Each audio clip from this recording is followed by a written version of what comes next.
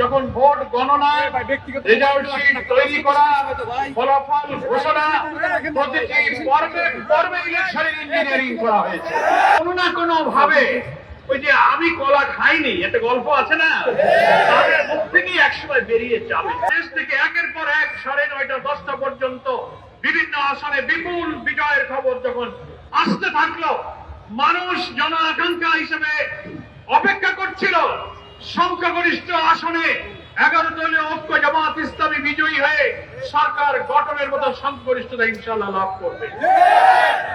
সেখানেই রাত 10টার দিকে 9:30 10টার দিকে নির্বাচনী ফলাফল ঘোষণা সব সম্প্রচার বন্ধ করে দেওয়া হলো। বন্ধ করা হলো কেন? দীর্ঘ সময় বন্ধ করে দিয়ে এর মাঝখানে কি ইঞ্জিনিয়ারিং, কি রহস্য তৈরি করা হয়েছে, আর জামাত ইসলামী 11 দলীয় ঐক্যের বিজয়ের খবর আর আসে না। অল্প অল্প ভোটের ব্যবধানে তাদেরকে পরাজিত দেখানো হতে লাগলো।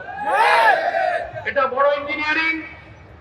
সাংবাদিকরা প্রশ্ন করেছিলেন আমাদের আমিরে জামাত, আজকে জাতীয় সংসদের বিরোধী দলীয় নেতা ডক্টর শফিকুর রহমান এমপির কাছে যে আপনারা যে ইলেকশন ইঞ্জিনিয়ারিং এর কথা বলেন, কারা ইঞ্জিনিয়ারিং করেছিল?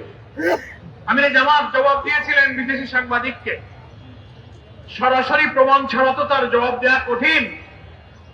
তবে অতীতে দেখা যায় যারা এই অপরাধ করে, যারা কারচুপি ইঞ্জিনিয়ারিং এ জড়িত থাকে, কোনো না কোনো ভাবে ওই যে আমি কলা খাইনি একটা গল্প আছে না, তাদের মুখ থেকেই একসময় বেরিয়ে যাবে।